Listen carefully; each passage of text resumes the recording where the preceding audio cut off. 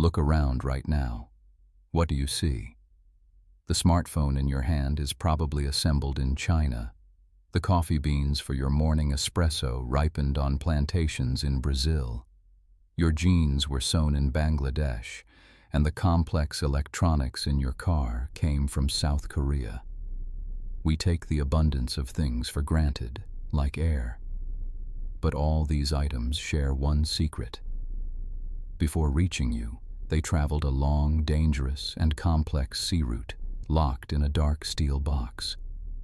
We live in the age of traveling things. If tomorrow, with a snap of fingers, all the container ships in the world suddenly froze in the middle of the ocean, our civilization would face a global paralysis. The consequences would come frighteningly fast.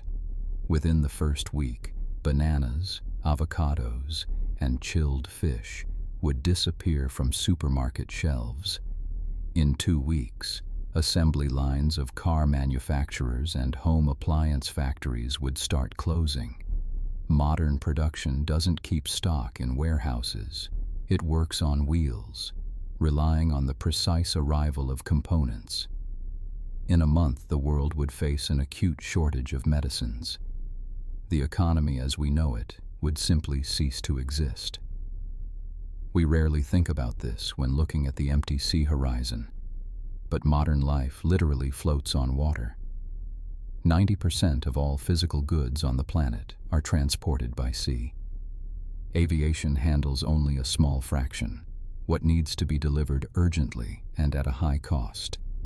Railways and trucks operate within continents, but the ocean remains humanity's main transport artery. It's the bloodstream of the global market, where standard containers play the role of blood cells. Without them, your laptop would cost 5 times more, and fresh fruits in winter would be a luxury only millionaires could afford. A container ship is not just a big vessel. It's a utilitarian masterpiece of engineering, created for one pragmatic goal: absolute efficiency. Imagine a floating warehouse the length of 4 football fields.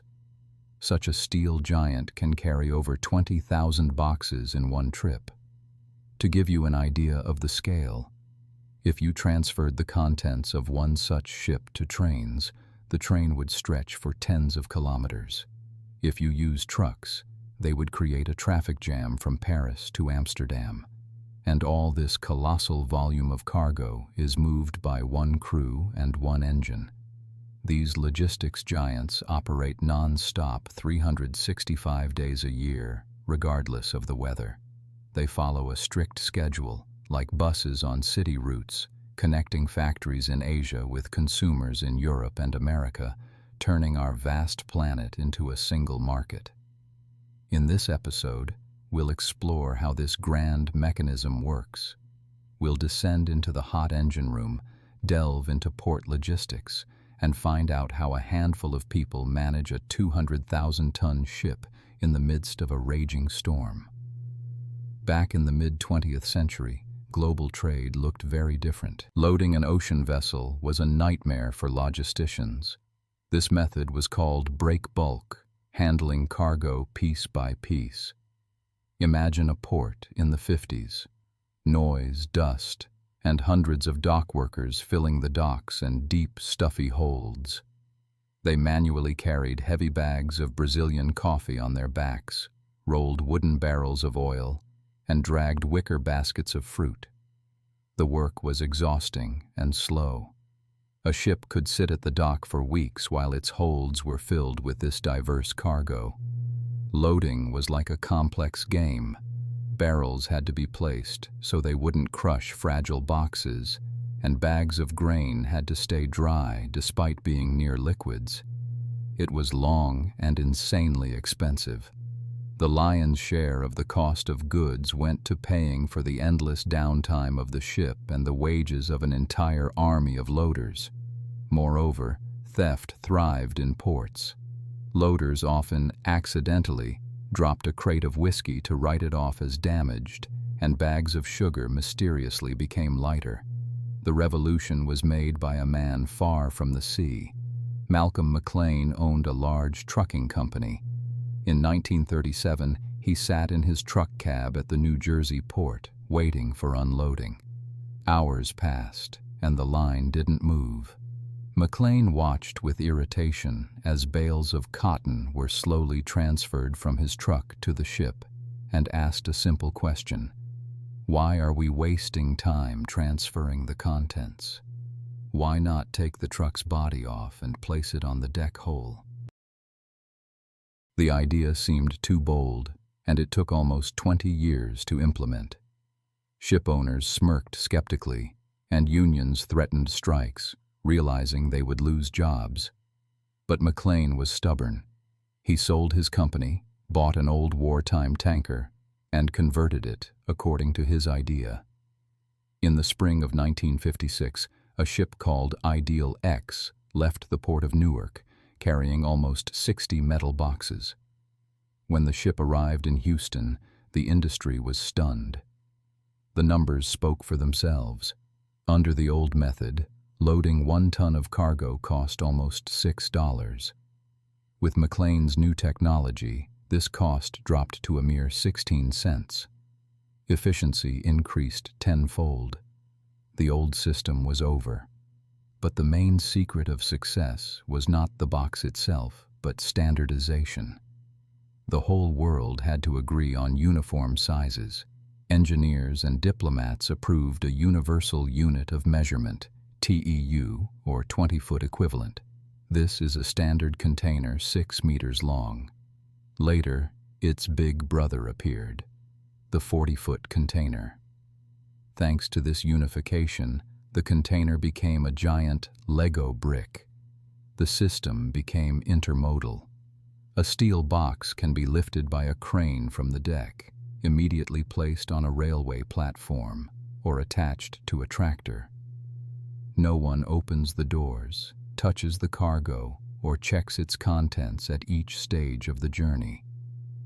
The locks on the corners of the containers, fittings, allow them to be securely fastened to each other. This simple iron box made geography meaningless, allowing factories to move to Asia and use to receive cheap goods from anywhere in the world.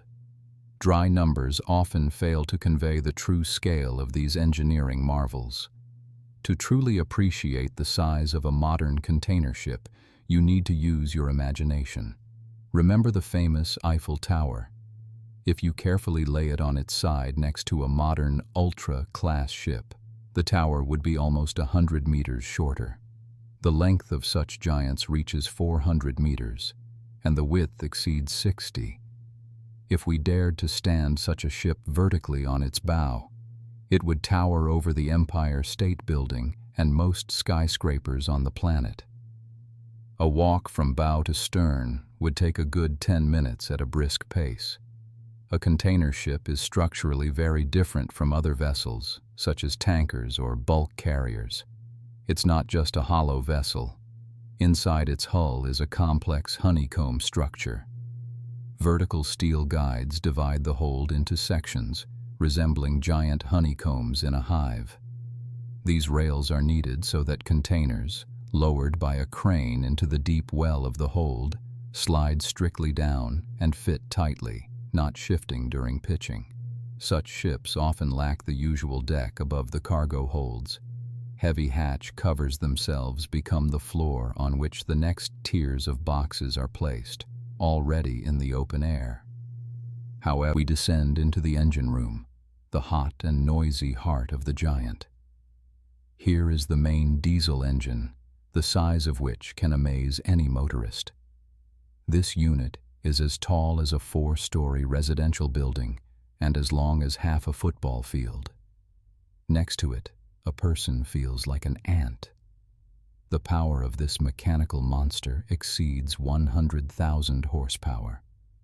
Unlike car engines which spin fast, the ship's diesel engine works slowly and steadily. It makes only about 100 revolutions per minute, but the force of each piston stroke is colossal. The crankshaft of the engine is directly connected without any gearbox to the single propeller shaft going overboard. There, in the water, spins a giant bronze propeller. It weighs over 100 tons, and the diameter of its blades is about 10 meters, comparable to the height of a 3-story cottage. Despite their cyclopean size, container ships are quite nimble creatures. They can accelerate to 46 kilometers per hour, although today, to save fuel, captains rarely go full speed. Speaking of appetites, such a giant burns hundreds of tons of heavy fuel oil per day. It sounds like an environmental disaster, but the math says otherwise. If you divide this fuel consumption by 20,000 containers and thousands of kilometers, the container ship remains the most efficient mode of transport ever invented by man. It may seem that loading a ship is a simple task, but in fact, it's a complex engineering challenge compared to which playing Tetris seems like child's play. A mistake in calculations can be incredibly costly. Incorrectly distributed weight can lead to disaster. The ship could simply break in half on a wave. This process is overseen by the captain's assistant for cargo operations, the so-called cargo officer. He starts planning the placement of boxes long before the ship appears on the horizon of the port, using powerful computers. The first and main rule of marine balance: heavy goes down, light goes up. This is the law of physics. Place containers with heavy machinery or metal on the top of the stack, and the ship's center of gravity will dangerously shift. The ship will become unstable, lose stability, and in the first storm, it risks capsizing. Therefore, heavyweights always go deep into the hold, and boxes with light electronics, clothing, or even empty containers are placed on the deck, forming high towers. The second problem is route logistics. A container ship operates like a bus with stops.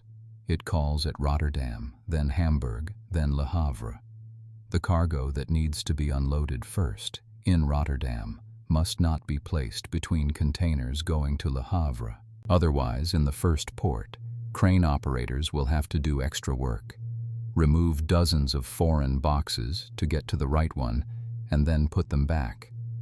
This is long and expensive, so shipping lines try to avoid such situations at all costs.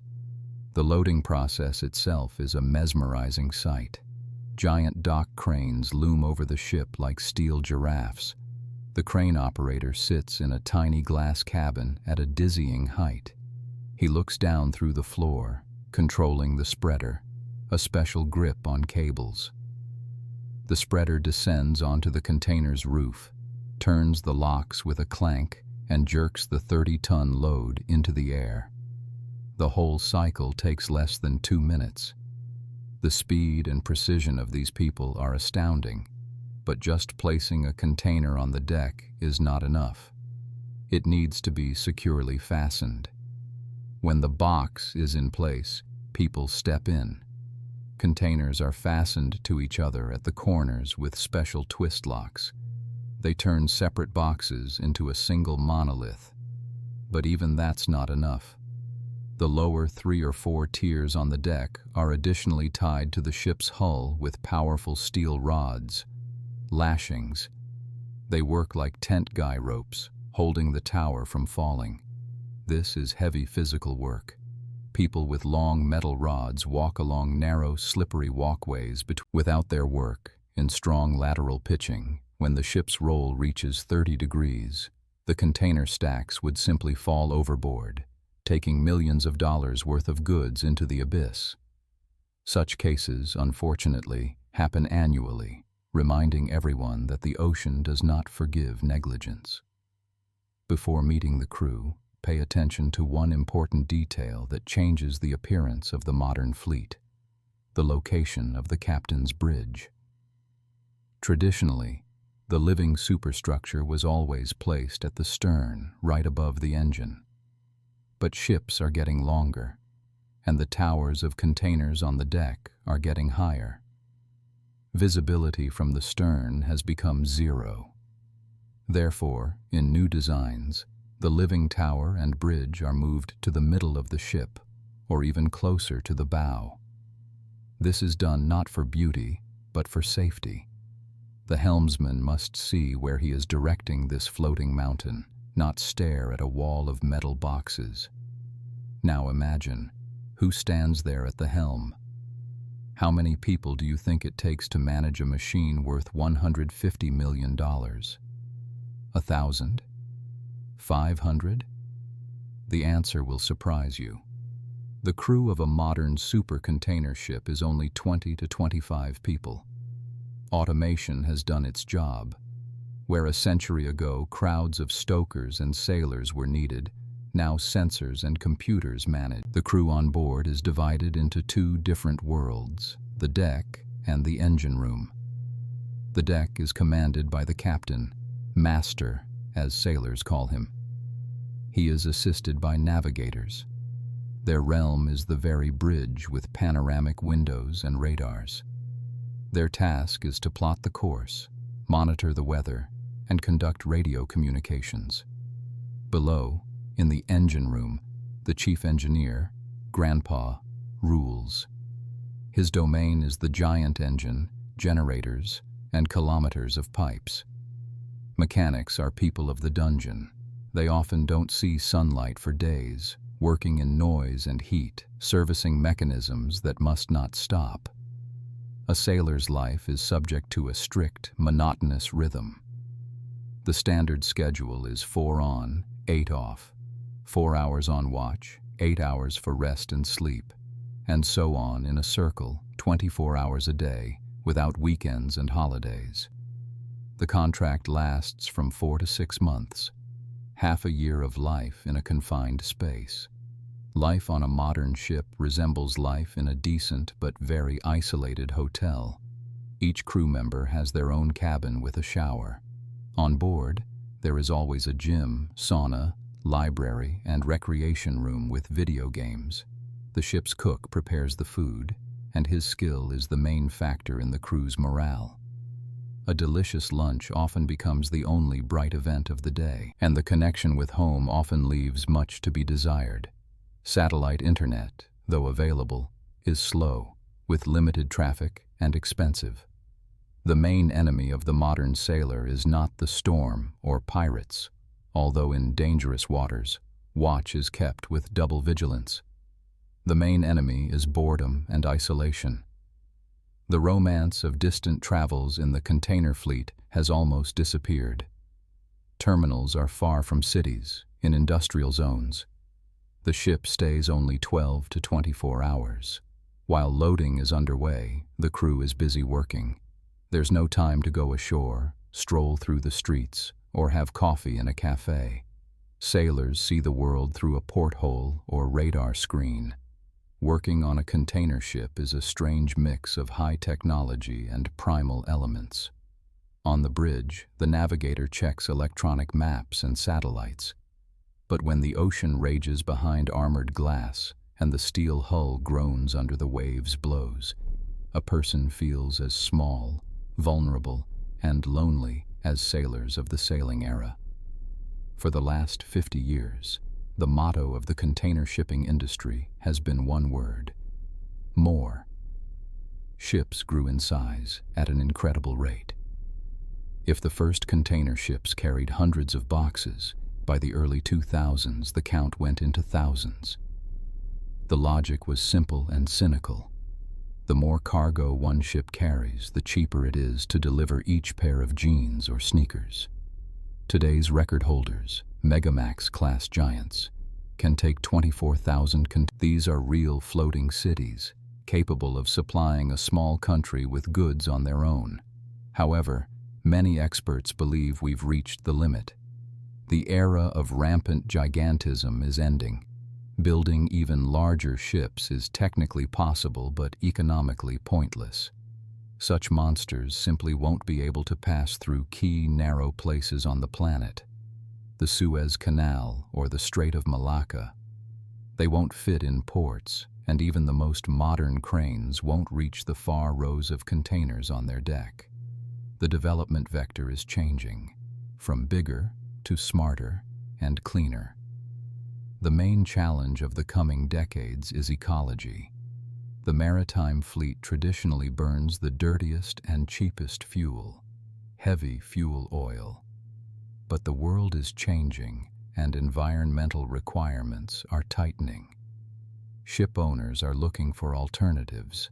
Container ships running on liquefied natural gas are already being built and launched.